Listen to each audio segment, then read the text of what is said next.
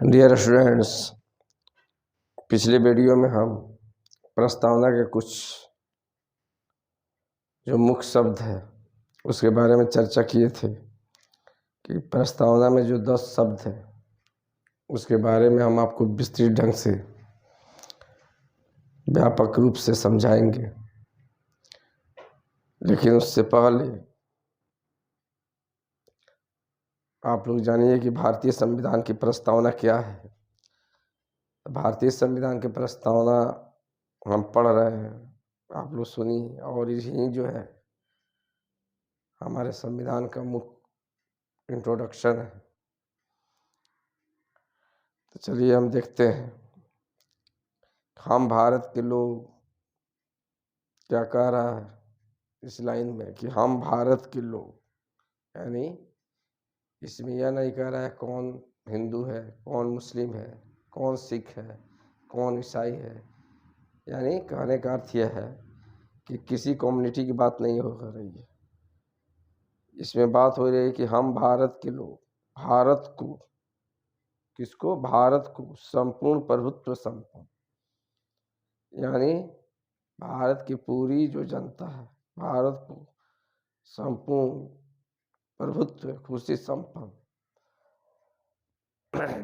समाजवादी, समाजवादी भी दूसरा शब्द पथ निरपेक्षता, यानी पथ मने होता है रास्ता, निरपेक्ष मने होता है अपने, हर आदमी अपने स्वार्थों को छोड़कर सही राह पर सही दिशा में देश के प्रति चलना।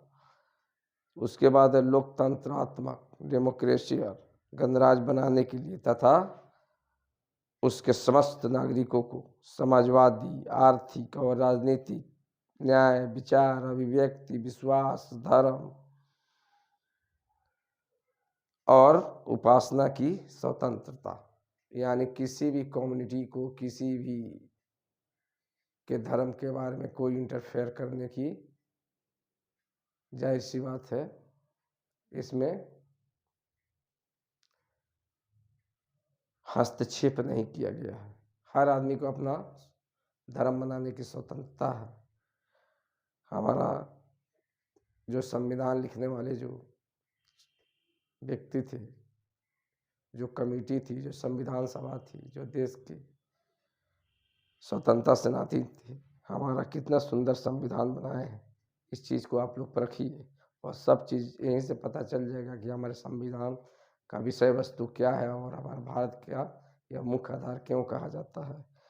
तो हम आपको बताएं कि धार्मिक स्वतंत्रता की भी अधिकार हर व्यक्ति को भारत में है और भारत एक धर्मनिरपेक्ष देश है। नेक्स्ट है कि प्रतिष्ठा और अवसर की समानता प्राप्त करने के लिए, प्रतिष्ठा और अवसर की समानता प्राप्त करने के लिए तथा उन सब में, यानी जितने भी हम बात बोले हैं उन सब में व्यक्ति की गरिमा और राष्ट्र की एकता और अखंडता सुनिश्चित करने वाली बंधुता, यानी भाईचारा, आपसी भाईचारा, सबको आपस में मिलजुल कर भाई के समान, यानी देश को एकजुट होकर आगे बढ़ाना है। तो बंधुता बढ़ाने के लिए दृढ़ संकल्प होकर अपनी सच्ची मनोभाव से इस संविधान सभा में आज तारीख 26 नवंबर 1949 ईस्वी मिति मार्ग शीर्ष शुक्ल सप्तमी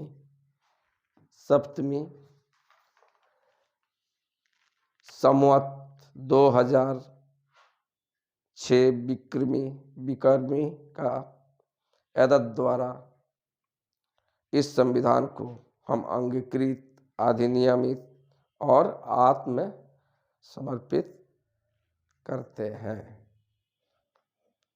तो जाहिर सी बात है हम आपके सामने इंट्रोडक्शन को, यानी भारतीय संविधान के इंट्रोडक्शन को पढ़े, उद्देशिका को पढ़े, भारतीय संविधान की प्रस्तावना को पढ़े, जो कि हर व्यक्ति कोई भी पद पर, संवैधानिक पद पर बैठने से पहले शपथ लेता है और संविधान के प्रति सच्ची श्रद्धापूर्वक कार्य करने के लिए, कर्तव्य करने के लिए, यानी शपथ लेता है।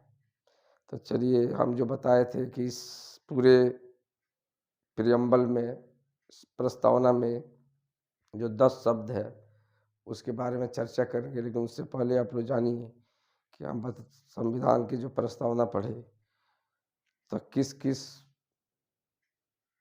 न्यायविद या संवैधानिक विशेषज्ञ का क्या विचार है भारतीय संविधान के प्रस्तावना के प्रति, उसके बारे में आप लोग जान लीजिए। तो 10 शब्द का जो हम एक्सप्लेनेशन करेंगे, यह बात आप लोगों को बहुत अच्छी ढंग से समझ में आ जाएगी। तो चलिए, सबसे पहले देखते हैं कि हमारा प्रस्तावना जो है कहाँ से लिया गया है। तो सर्वप्रथम अमेरिकी संविधान में प्रस्तावना का शामिल किया गया था। यानी कहने का अर्थ है कि भारतीय संविधान का जो प्रस्तावना है वह अमेरिका के संविधान से लिया गया है। भारतीय संविधान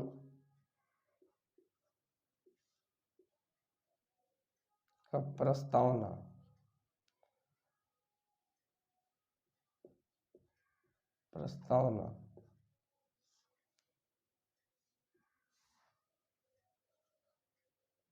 अमेरिकी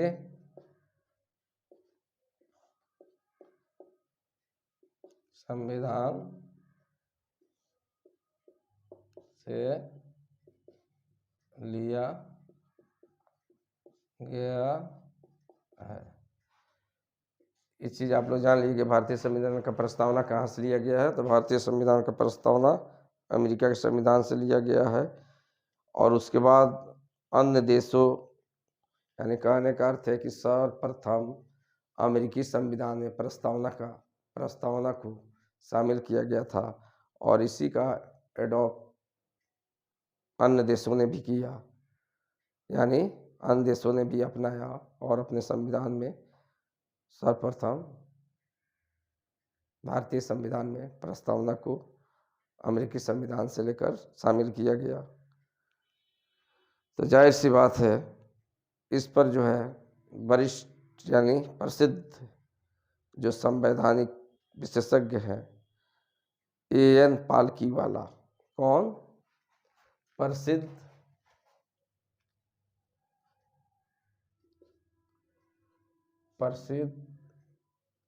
न्यायविद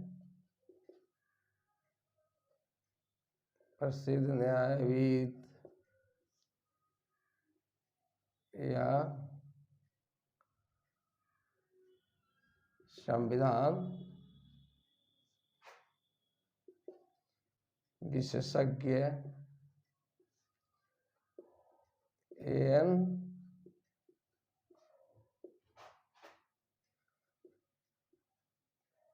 पालकीवाला का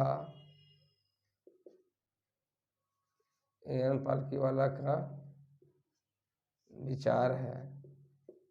उनका क्या विचार है? तो उनका विचार है कि इसे संविधान का दर्शन भी कहा जाता है तथा इसे संविधान क्या कहा जाता है? प्रसिद्ध जो संवैधानिक विशेषज्ञ A.N. पालकीवाला ने हमारे भारतीय यानी अपने देश के प्रियम्बल को, प्रस्तावना को संविधान का परिचय पत्र कहा है। यह संविधान का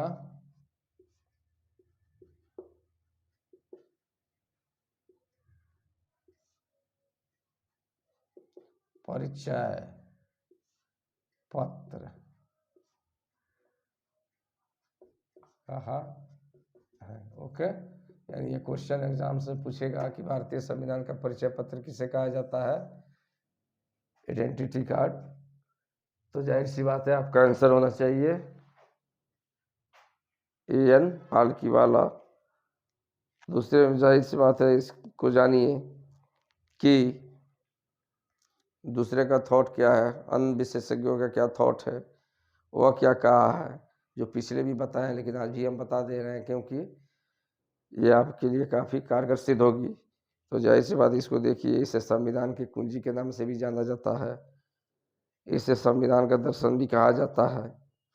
लेकिन ठाकुरदास भार्गव ने इसे संविधान का क्या कहा है? ठाकुरदास भार्गव ने इसे संविधान का आत्मा कहा है। कौन? दूसरा जो संविधान के विशेषज्ञ हैं, ठाकुर दास भार्गव ने हम प्रियम्बल को क्या किया है? संविधान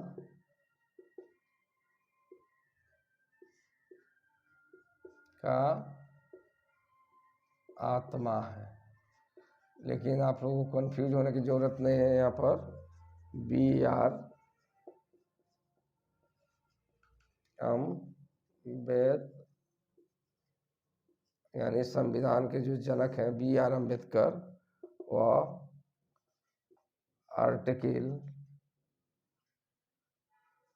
और अनुच्छेद 32 को भारतीय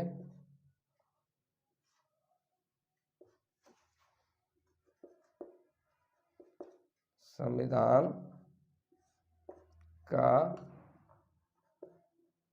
आत्मा कहा है। संविधान का आत्मा ठाकुरदास भार्गव ने इंट्रोडक्शन को कहा है, लेकिन हमारे जो जनक है संविधान का, जो लिखने वाले हैं, जो जनक है, जिन्हें भारतीय संविधान का जनक कहा जाता है, BR अम्बेडकर को, और भारतीय संविधान में आर्टिकल 32 है, जिसे लघु संविधान के नाम से भी जाना जाता है, इसी को उन्होंने क्या कहा है? इस आर्टिकल को वह भारतीय संविधान का आत्मा भी कहा है, और इसे लघु संविधान के नाम से भी हम जानते हैं। तो इस चीज़ को आप लोग भली भांति समझ के आए होंगे। नेक्स्ट आते हैं हम।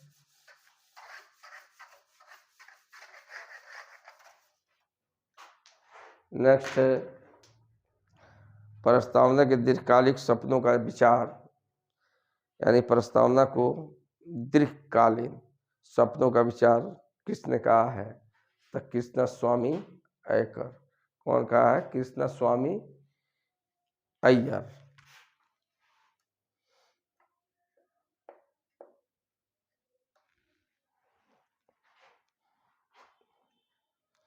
कृष्णस्वामी अय्यर ने क्या कहा है?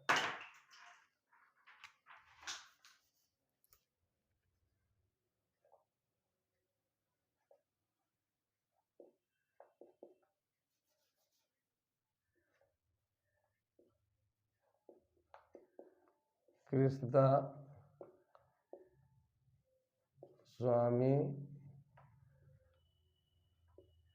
अय्यर ने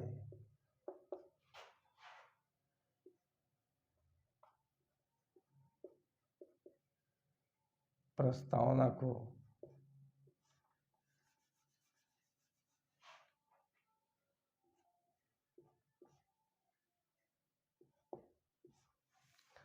दीर्घकालीन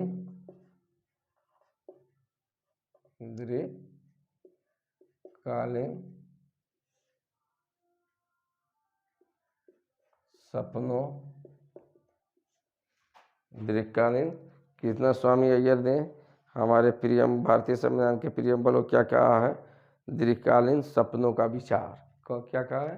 दीर्घकालीन सपनों के विचार।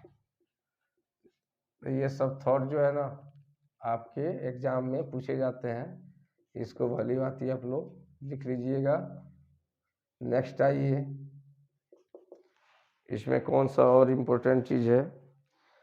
तो नेक्स्ट है प्रस्तावना को राजनीति की जन्म कुंडली किसने कहा है? प्रस्तावना को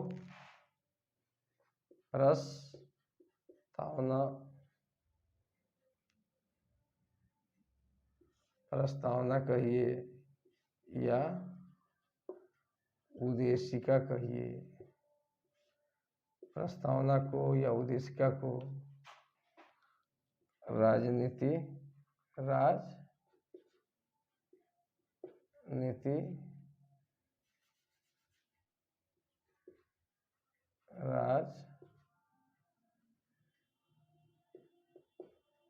राजनीति का जन्म कुंडली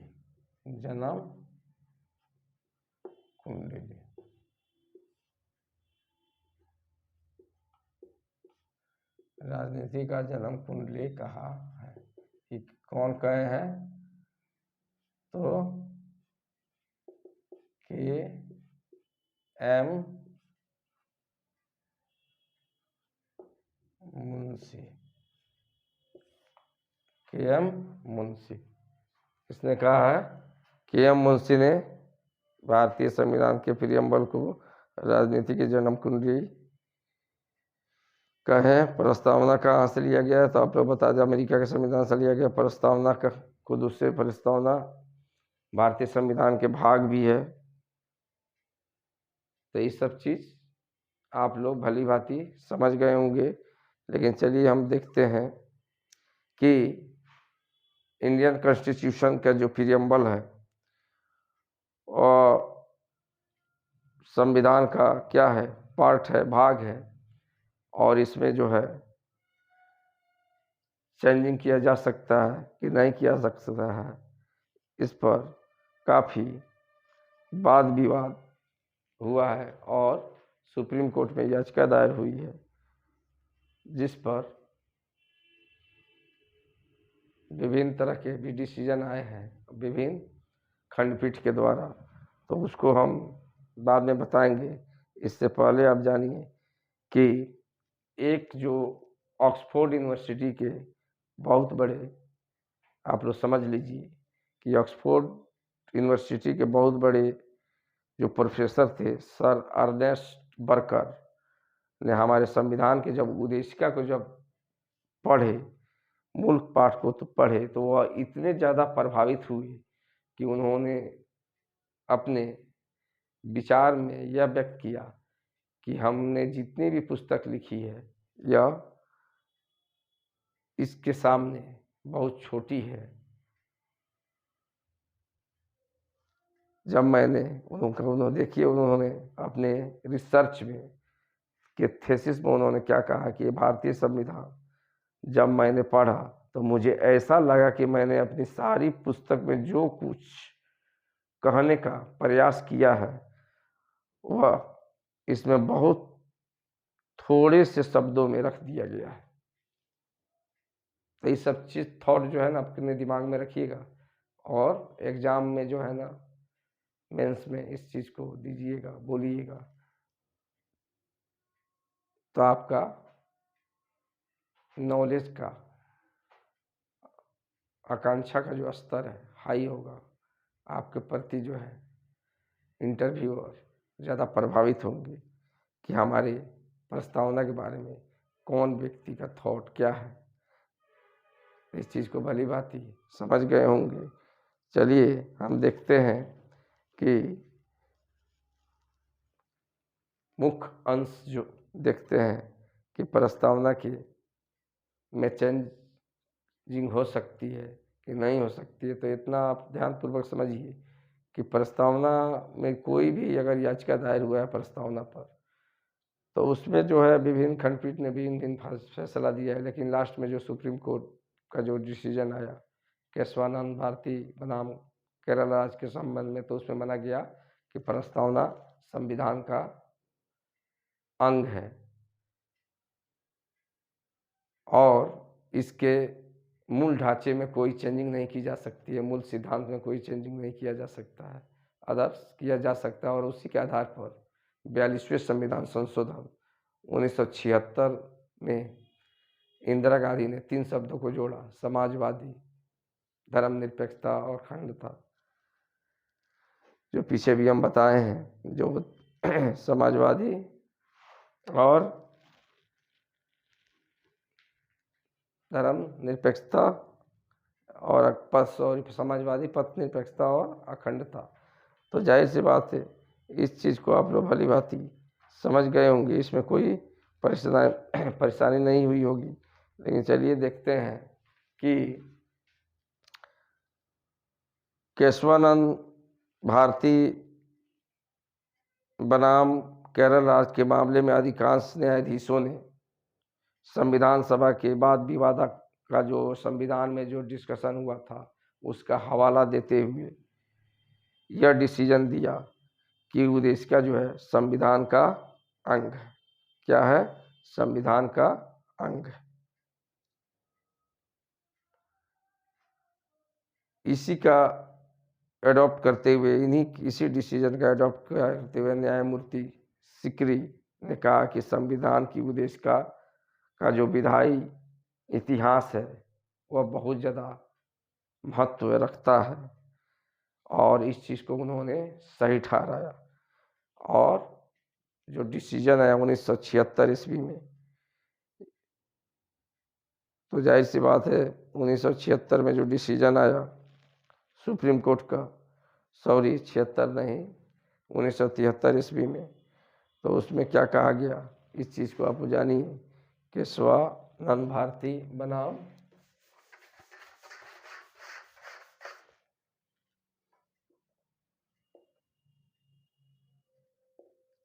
केशवानंद भारती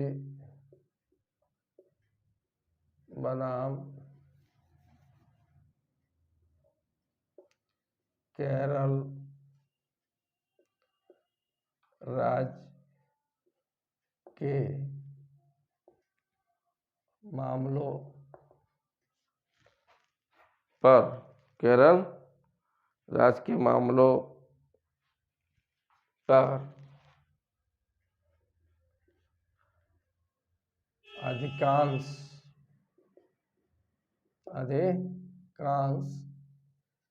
केशवानंद भारती बनाम केरल राज्य के मामलों पर जो सुप्रीम कोर्ट का डिसीजन है, तो इस पर अधिकांश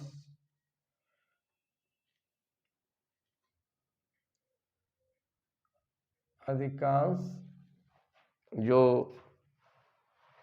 संविधान के जो यानी वकील हैं, जस्टिस हैं, वो अधिकांश न्यायाधीशों का यह विचार रहा कि संविधान सभा के बाद विवाद को हवाला दिया और उन्होंने, हम बताएं पीछे भी कि उन्होंने हवाला देते हुए कहा कि निर्णय उद्देश्य का जो है संविधान की अंग है। क्या है? तो चलिए इसको लिख लीजिए। अधिकांश न्यायाधीशों ने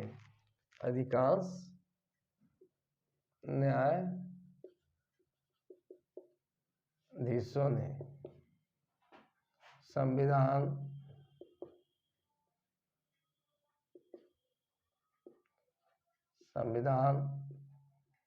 सभा में वाद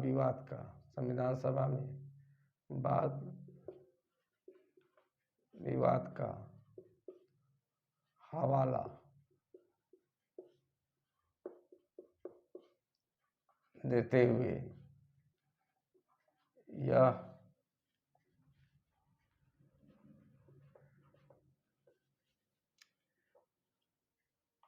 यह कहा है कि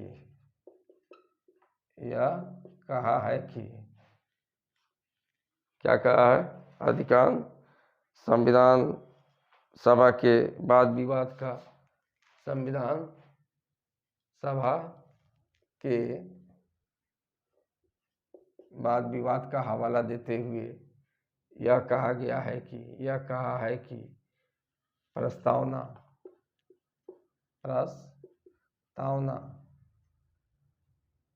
संविधान का संविधान का अंग है और इसका जो सपोर्टिंग है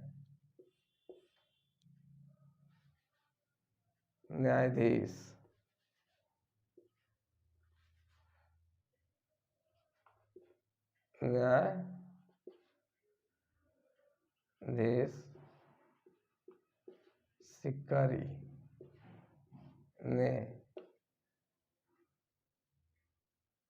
सिकरी ने इसे उचित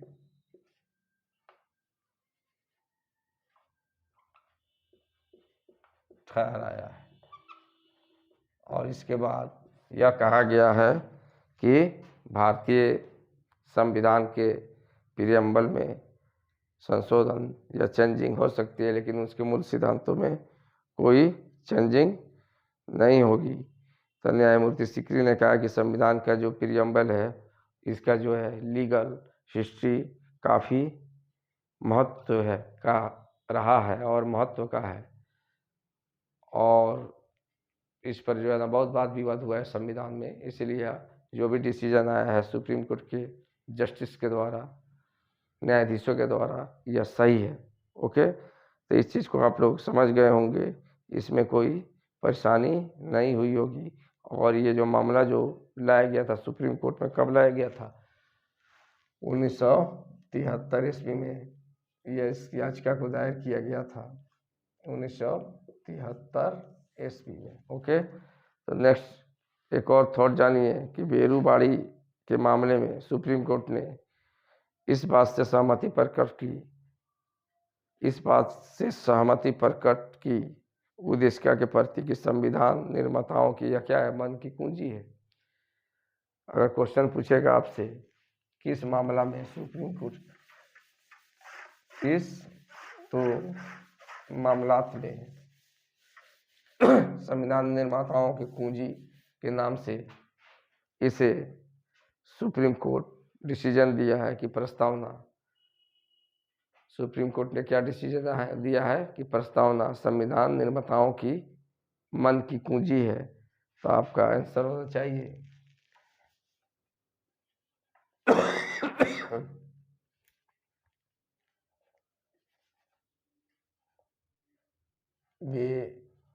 बेरूबाड़ी। बेरूबाड़ी के मामले में,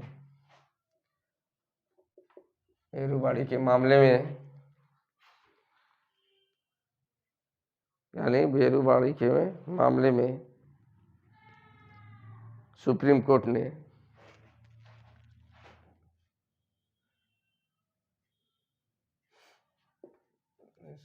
मारकर खत्म कैसे, बेरूबाड़ी के मामले में सुप्रीम कोर्ट ने यह फैसला, यह निर्णय दिया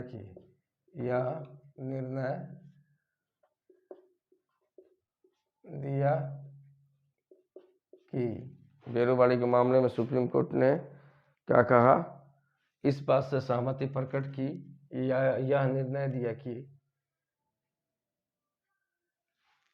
प्रस्तावना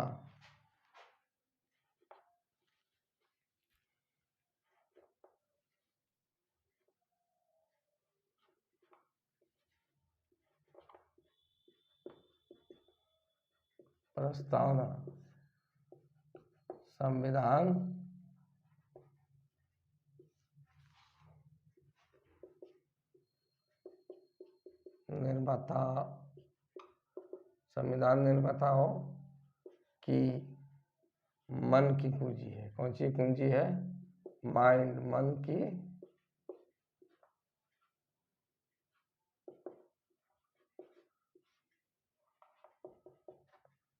कुंजी है। ओके, इस चीज को भी, यह मामला कब उठा था, कब गया था सुप्रीम कोर्ट में?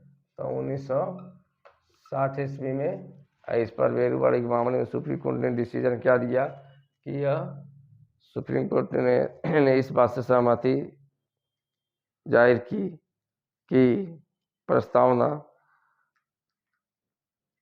संविधान में निर्माताओं के मन की कुंजी। और यह जो केस कब दायर हुआ था, तो आपको ये भी जानकारी प्राप्त होनी चाहिए कि 1960 ईस्वी में यह मामला गया था, जिस पर यह डिसीजन आया था।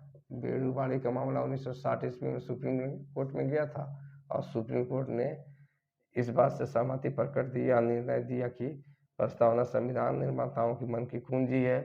जाहिर सी बात है, इसके मूल सिद्धांतों या आधारभूत जो सिद्धांत है, मूल संरचना है, इसमें कोई चेंजिंग नहीं किया जा सकता है। अदर्स में चेंजिंग हो सकती है। इसी के आधार पर इंदिरा गांधी ने 42वें संविधान संशोधन के तहत समाजवाद और पत्नीनिरपेक्षता और अखंडता 3 शब्द को हमारे भारतीय प्रस्तावना में इन 3 शब्दों को जोड़ा, जो पिछले हम बता चुके हैं। नेक्स्ट वीडियो में हम आपको 10 जो शब्द है वह 10 शब्द का जिक्र हम व्यापक रूप से करेंगे आसान शब्दों में। अगर वीडियो अच्छा लगे तो लाइक कीजिए, सब्सक्राइब कीजिए और कमेंट कीजिए। Okay, thanks.